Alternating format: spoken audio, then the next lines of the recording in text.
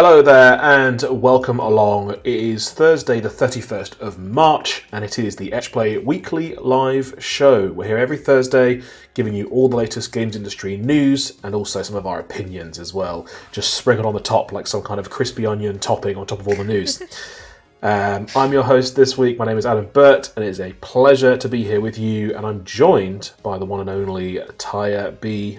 Taya, how's it going? It is going good, Adam. Thanks for having me. That's okay. It's always a pleasure to have you on the show. In terms of what we've got going on today, so like I said, we're going to be covering all the biggest stories from the world of games this week. Lots of big news stories actually this week to cover, including some pretty significant news about PlayStation, which we'll get into in just a second. After that, we'll be playing a little bit of Tunic, so stick around for that. If you like foxes, swords, or any combination of those two things, you will probably like Tunic. So stick around for a little bit of a look at that. And then later on, we'll come back and we'll chat some more. We'll chat about something when we retire. We'll chat about Twitch or something. Someone in the chat, just before we got started, suggested we were just finishing the script, and I think that's cute because we do not script to that level. We are making it up. But hello to everyone in the chat. Hello to Steve. Thanks for tuning in, Steve. Steve was here early today. Early bird getting the worm. Hello to Tony as well. And hello to Ben Gammon, who you might see in our Tunic clip in a short little while. Ready to do some news time? Ready. So our first news story then is about console sales, essentially, and we're talking about the fact that marketing analysts are now slashing the growth forecasts for console sales, specifically for the new ones like PlayStation 5 and Xbox Series X. So despite the appetite for growth in the industry, hardware shortages are really the problem here. They're still having a huge impact on the financial forecasts.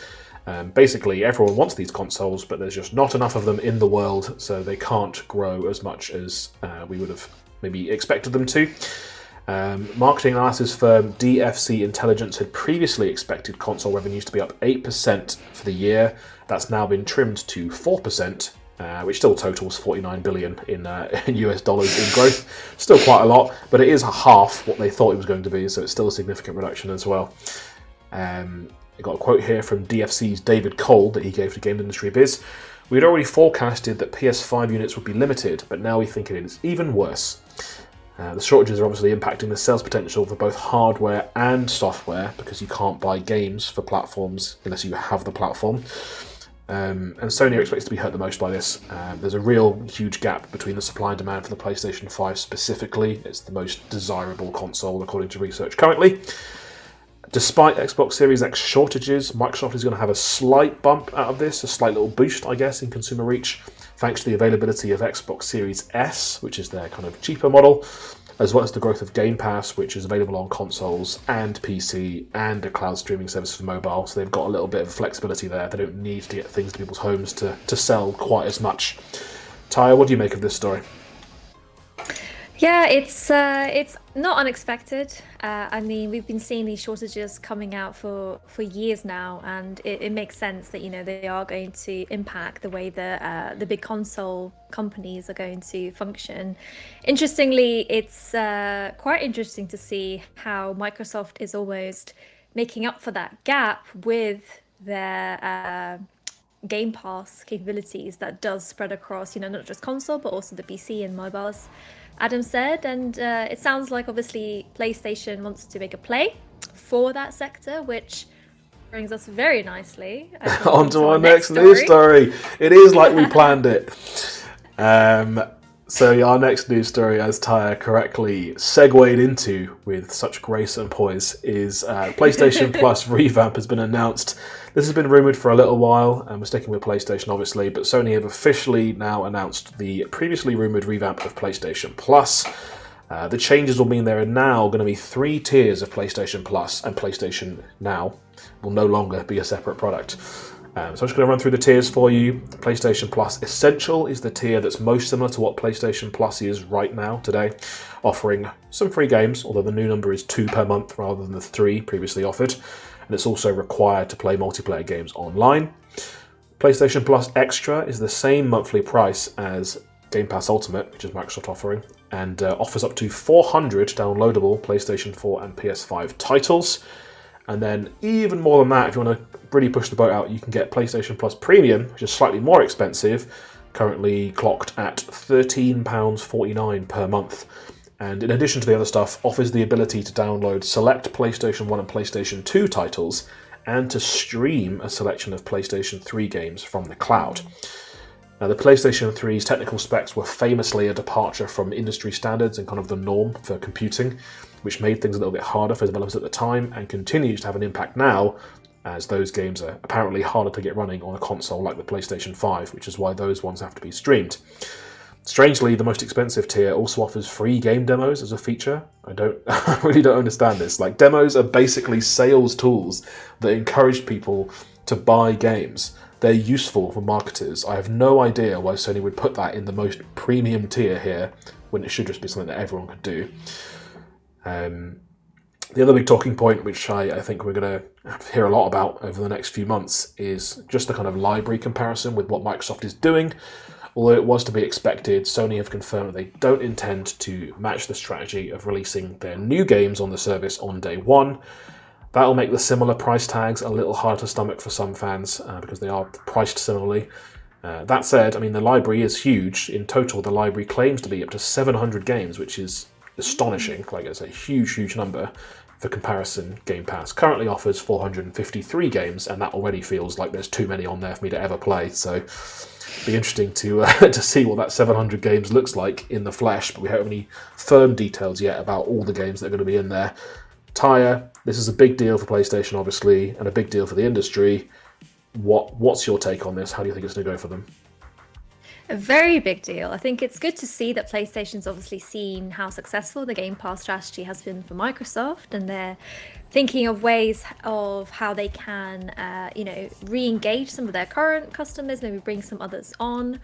I do agree that it seems really bizarre to gate free demos behind a premium offering. I've never seen that done before, so I'd be interested to see how that goes for them. Most games on Steam, even on Games Pass, if they are demos, they are usually free. I guess the difference is there's a little bit of difference between demo and early access, and that's something that Game Pass does as well. You can pay a smaller price for a game for its early access version, like we've been doing with Anacrusis and enjoying it a lot. So yeah, I'll be very interested to see how that goes for them. I think personally, for me, the huge library doesn't outweigh the limitations of what's in there. And I think the price point might be quite steep for some people. Some people can't even afford Game Pass. So yeah, it'd be interesting to see, but something exciting at least for the industry to really shake things up. Yeah, it feels like a concession on Sony's part towards the fact that they're kind of acknowledging that something about what Game Pass is doing is working. They can't ignore it. But it also feels like it's kind of a bit of a reserved move in some ways. Like the library is huge, but in terms of they've not gone all in the way that Microsoft have, where they're like, every game we make is going to come to this thing day one. They're saying maybe they'll come to it on day, I don't know, day whatever, day 100. Like we just don't know what the parameters are here. Like, so there could be some games that never make it here, but we do expect titles like God of War and Spider-Man to be on there, even though they're a couple of years old now. So be interesting to see how that develops for sure. Speaking of games which are highly anticipated, we perhaps should have seen this one coming, but it's bad news this week for Zelda fans, as the sequel to Breath of the Wild has been pushed into 2023. Many Zelda titles have been delayed before launch in series history. It's actually a bit of a series trope at this point, and they've been a little cagey about the release date previously, so it's not too much of a surprise. I think it is still a bummer for consumers, and it's definitely going to impact Switch's financial performance this holiday season. I doubt this is the last delay we're going to hear about this year, as the cadence of game production has been disrupted really thoroughly over the last couple of years, and it has kind of recovered, but the way that games are made, they're kind of multi-year projects, we're going to be feeling the impact of those delays for, beyond this year, into next year even as well, I think. Sure. What do you make of this, Ty? I think it's sad. I think everyone's been quite disappointed, but also I've seen personally a lot of very understanding fans. People have been waiting a long time for this game, and they are willing to wait more to make sure that it's going to be, everything that they want it to be. So I think it's a shame for Nintendo because obviously they're going to really see that dip from it. But in terms of kind of community spirit, it feels like people totally understand what's going on and they're going to be just as excited in 2023, which, to be honest, the way this year is going to be like tomorrow. So I think there's going to be a lot of rumours, a lot of them potentially unfounded, about a Switch hardware upgrade and whether they're kind of going to hold it back for that as well, which we don't have any information about at this stage, obviously, but lots of talk on Twitter about that, and most of it, I think, is nonsense. But we'll have to wait and see. I mean, would you like to place a bet on what you think is going to be delayed next? My money's on Starfield. Ooh, yeah, that's probably a good one. I mean, I've been waiting for Dragon Age 4 since about 2014, and that's kind of like a thing where we don't even know if it's ever going to come out. So I think that'll definitely be delayed. Trying to think of what big ones are coming out this year, and most of them have already come out, so it's kind of hard to think. Like with Horizon, busy February, like really busy. But even those games, were delayed. So I think you're completely right. We're gonna keep seeing that impact for quite a while, and it'll be impacting kind of the development cycles of multiple huge and small studios as well. Yeah. And the Switch will do okay. Like, they don't need more money. They've got a lot of money. Unfortunately, our next news story is a very sad one, and we were saddened to hear it and wanted to talk about it a little bit on the show. And Taya, I'm going to let you speak about this in just a second, but we're talking about the fact that Mohammad Fahmi, the creator of Coffee Talk, has sadly passed away at the age of 32. And I know, Taya, that this is important to you, and I'd like to give you the space to talk about what he meant to you and pay tribute to his life. Yeah, for sure. I mean, it was honestly couldn't believe it when it was announced, and I think that's how most people in the industry felt, because it's so strange when, I've had very kind of brief interactions with him. He was always very funny, very kind. We talked about indie games together. And that was just a very small part of both of our lives, and to remember him so fondly really made this very personal. And it was amazing to see how the whole industry kind of came out and gave their tribute to Fahmi, who was really nice, a really good person, a really incredible developer. Like you say, he was quite well known for Coffee Talk, which was made with Togi Productions, and then he moved on to create his own studio where he released What Comes After as well.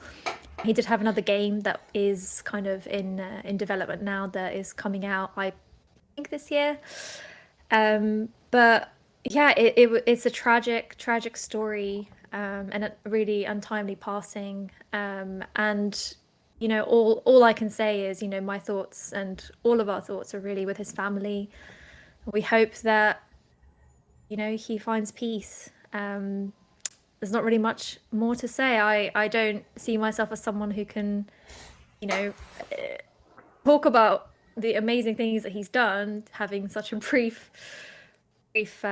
interactions with him. But yeah, I think he'll be very much missed, especially in the indie game community. Absolutely, and like you say, our thoughts are with everyone affected, both in his family and in his friendship groups and communities that he was part of as well. We're going to take a little break from being live and throw to a pre-recorded clip, and this is our experience, I guess, with Tunic, which is a charming little indie game, a bit of a gem actually, with a lot of buzz at the minute. So here's a clip, and we'll be right back to talk about more of the biggest games industry news. See you soon.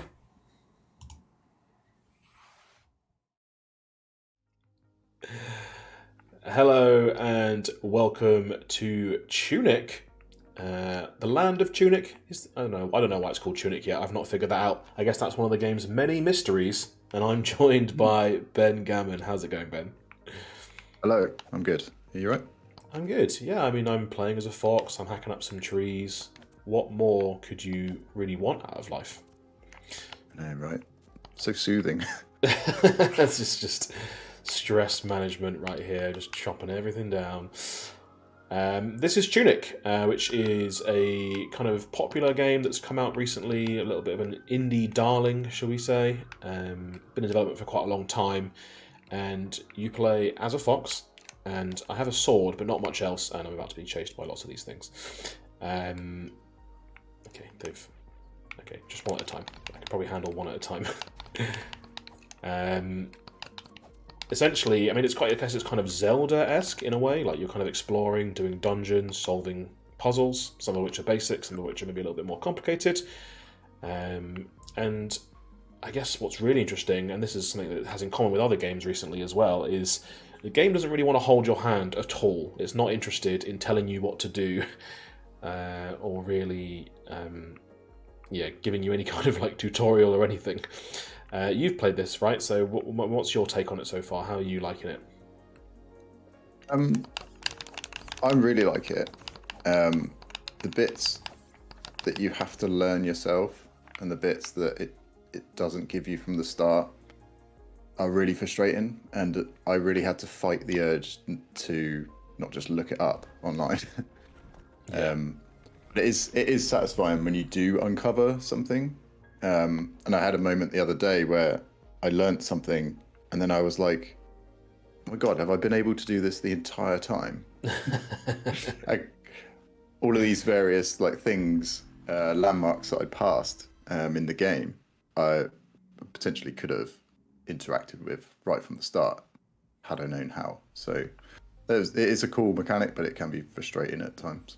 Yeah, and I guess the game's kind of built around those like aha moments where you realize something and then you're like, oh man, like I feel clever now, but also dumb for having not noticed sooner. I don't really know where I'm going. This is quite near the beginning of the game. There might be some spoilers. We can't really help that. It's just kind of the nature of the game that it is. So if you're really keen, you might just want to go and play it yourself. But I've got a sword and I'm slashing up these dudes, which is So not knowing how far you like, you're so used to being able to like, you start a game and you're in a starting area and you can't leave until you've got a sword or something like that. This isn't how this game works. It's like you can go wherever you want, like so long as you can cross a bridge or nothing is blocking your way. And there were moments when I started playing this game where I was like, should I even be here right now? Because I was at a certain place where I couldn't get back, and I was like, have I just like found the one route that I can't get back from and I need to start again? Yeah, you just kind of screwed yourself. Yeah. So there is a manual, which is, I mean, this is part of the mystique, I guess, is that you have an instruction booklet, but as you can see, it's not entirely in English. So I've got multiple pages of the manual so far, but not as many as I imagine you probably have because you're a bit further than I am. And you can see how it's kind of helpful and then also kind of infuriating.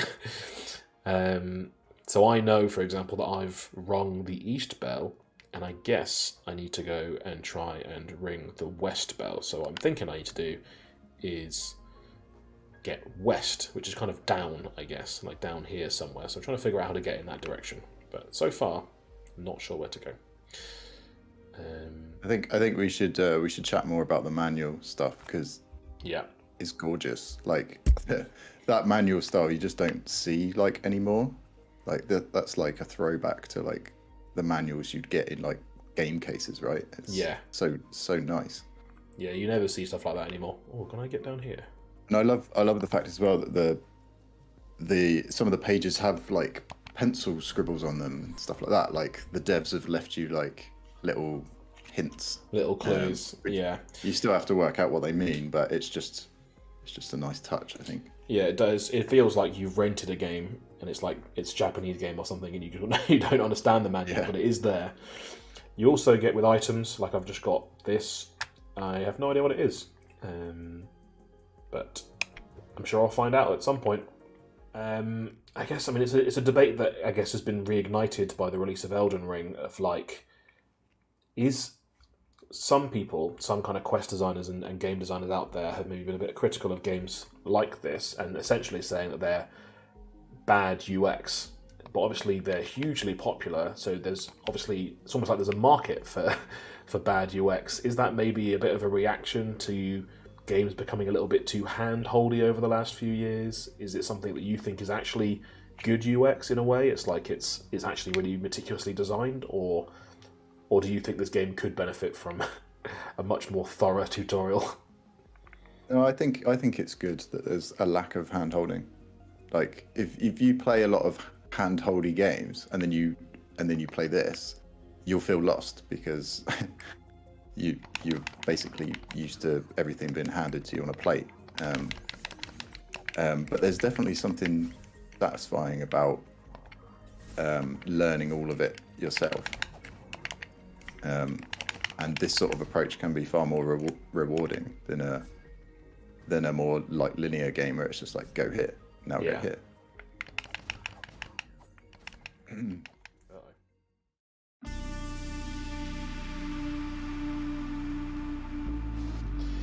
Hey, welcome back, and hopefully you are still with us. You are watching. I'm hosting the Etch Play Weekly live show. We're talking about all the latest games industry news and giving you our opinions as well. That's what we like to do here. Let me just play with the audio levels a little bit because I feel like I've got quite loud background music. There we go.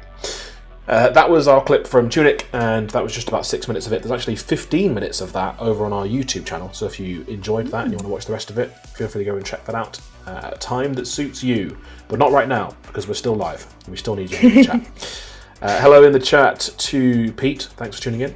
And hello to the spam bot, who's offering to get us the best followers if we go to their URL. We made it big, now that we're getting spam bots. Don't go to that URL. I don't think anything good could come from it. We're going to have a chat about Twitch stats. This was a kind of a news story that we were going to talk about at the beginning of the show, and then we were like, let's just make it its own thing at the end. So we've got some analysis by Stream Elements, and specifically their analytics partner, Rainmaker.gg, to share about how streaming is going and the state of the industry in streaming. This is based on February's numbers. In February, Twitch accumulated 2 billion hours of views, which is actually down a little bit, but that's due to February being a short month, and it's still a very impressive number, obviously. And I guess more than just saying the numbers and being like, streaming's big, what we wanted to do was talk a little bit about the kinds of content that people are enjoying the most at the minute, things that are attracting the most interest, and I guess ultimately having the most success. So let's start with some games. We've got a little league table here.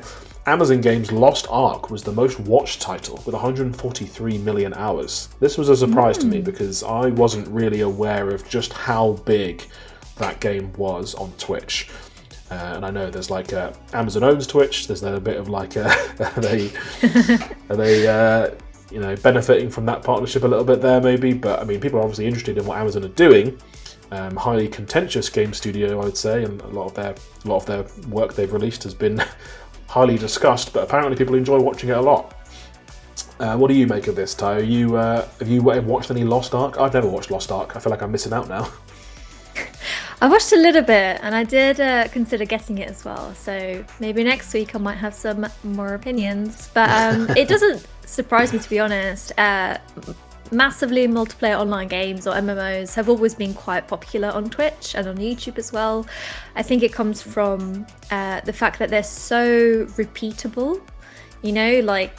Some games, you go through the story once and you pretty much know what happens. But with MMOs, quite often, you can watch someone play a dungeon very differently. You can watch their builds, you can watch how they play with their friends, etc. And I think a lot of people get really into that. So things like, I know people really enjoy watching Fortnite, which I guess isn't really an MMO, but it is a multiplayer game. People really like watching World of Warcraft, Final Fantasy 14, etc. So yeah, not surprised. And Lost Ark does look pretty good, I won't lie. It does look gorgeous. So yeah, maybe that's one to watch. Thumbs up from Taya there for the most watched title on Twitch in February.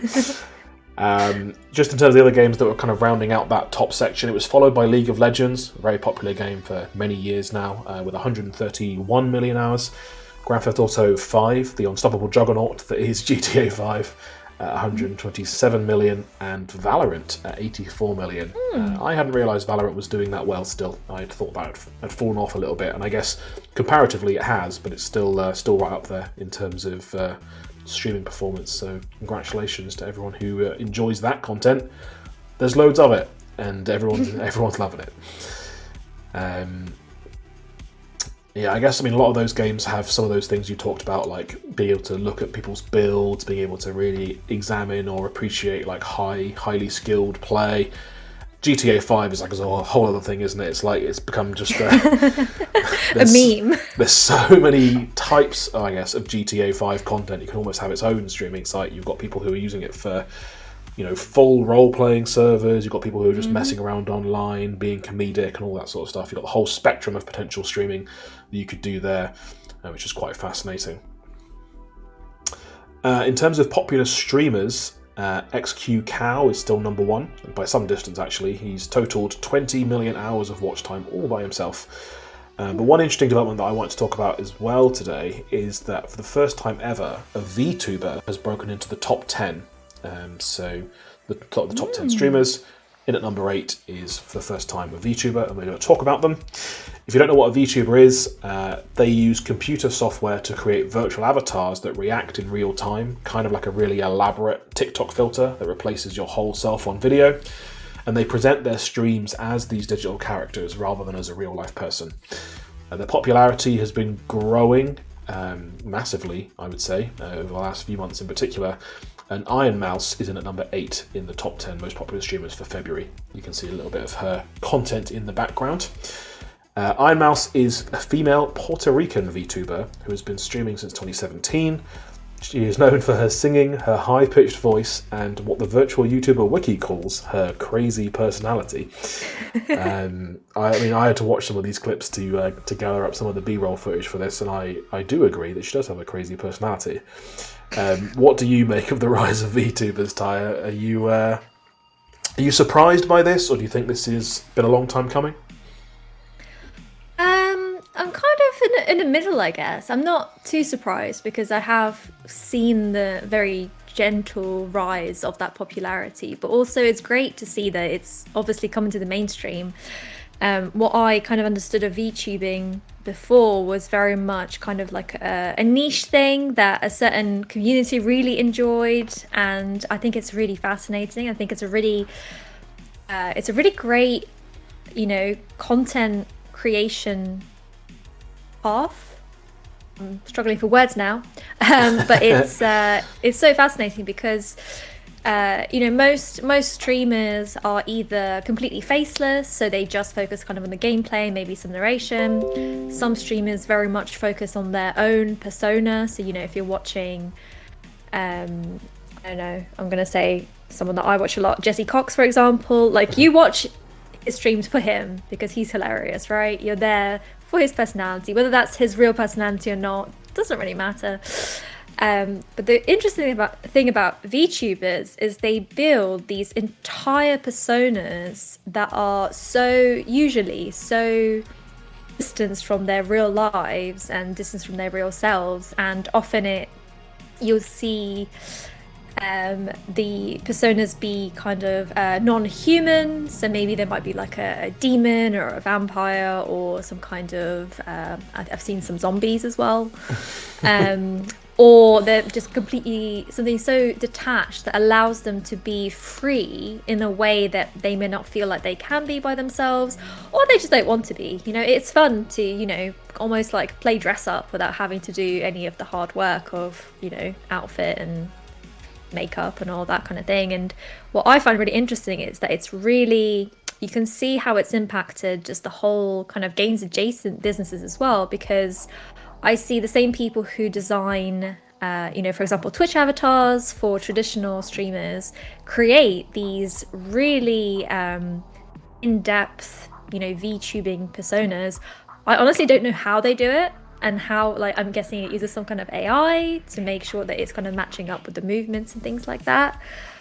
But no, it's really fun to see because it's a bit different, it's a bit quirky, and I think it's great because it does give you that little bit of something new, Something exciting, different. something fresh. Lots of opportunities for creativity, I suppose, is kind of the headline, isn't it? Because, yeah, it's like you were kind of alluding to, you're not really constrained by the bounds of a traditional streamer's character. You can kind of go quite wild with it, and people do go quite wild with it. I mean, I think the stats that we're seeing are definitely reflective of a growth in this sector, but also of just the sheer amount of passion that's in this sector. The people who are into it are really into it. And I guess for us as marketers, not that we have to turn everything into an opportunity to like sell things, but you know, influencer marketing is a big deal. There's lots of potential new opportunities in these communities that might be beneficial, because they kind of give you, you know, if you can't necessarily find the perfect real life person to stream your game, maybe there's an opportunity to create someone who could be the perfect ambassador for your brand and stream your game. All those sorts of opportunities as well. We'll have to see how it kind of develops over time. I imagine this is not going to be the last time we hear about VTubing. I imagine it is going to be on our radar again in the near future as well. But yeah, we thought we'd have a little chat about that and just and say congratulations to Iron Mouse and all of her followers for racking up those incredible numbers and reaching the top 10. It is definitely an achievement. I mean, to reach the top 10 is so huge. You know, have so many followers and so much content to get there. So very well done indeed. If you liked any of the news stories we talked about today, remember that you can also check out our opinions in written form on the Etch Play website. If you go to etchuk.com/play, you will find a weekly roundup every Friday of all the biggest stories from the world of games. We will have one tomorrow. We promise there's not going to be any April Fools in there. All the stories in tomorrow's edition are true, so check that out tomorrow morning. I think it goes out about 11 in the morning tomorrow. And we'll be back next week.